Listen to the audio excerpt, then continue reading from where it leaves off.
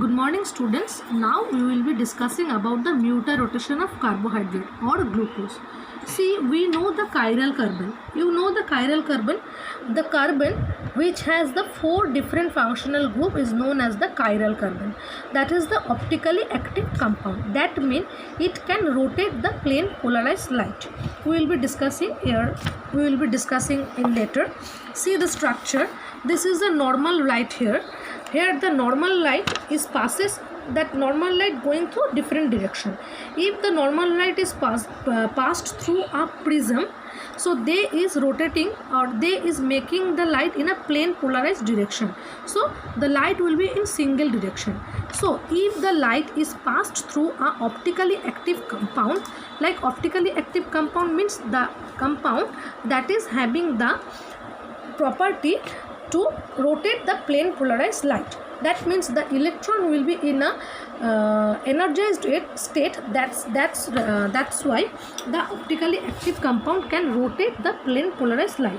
So if the plane polarized light is passed through the solution, then they will be seen through the polarimeter. This is the polarimeter, that is the instrument you will be seeing in the lab, where there is a sodium light, and that sodium light is helping to rotate the plane polarized light, and it can be seen through a diagram. So this is a light. If the compound having a tendency to rotate the plane polarized light into right side direction, that is the D rotation.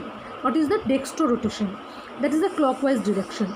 Clockwise, you can see clockwise, okay. And if the light is rotating to anti-clockwise, you can see that is the lever rotation.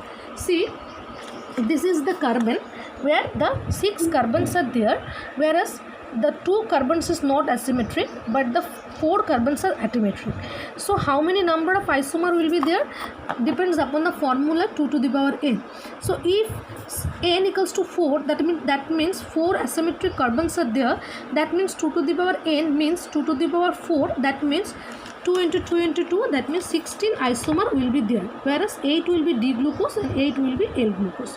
So if it is a pentose, that means 5 carbon are there, then there will be 3 carbon will be asymmetric. That means 5 minus 3, that means 2 will be removed, that's why 3 carbon. That means 2 to the power 3 means 2 into equals to 8 isomer. That means 4 and 4 isomer will be there. Okay, now coming to the diagram, you have seen that is the mutarotation going on. Next, you can see this is a solution of alpha D glucose and beta D glucose.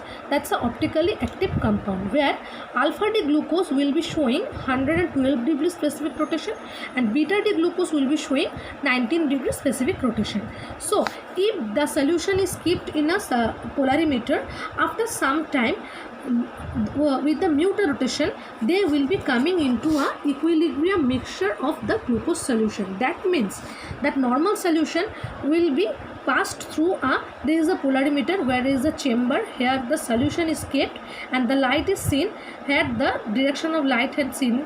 You can see the structure here where the 10 degree 2 degree difference is there. You can see through your eye, where if the light is rotated and the sign of this light is rotating to clockwise direction, it is cause the plus direction, and it is going the alpha D glucose, and it is going to the left side direction, that it is saying the anti-clockwise direction, and it is the beta D glucose.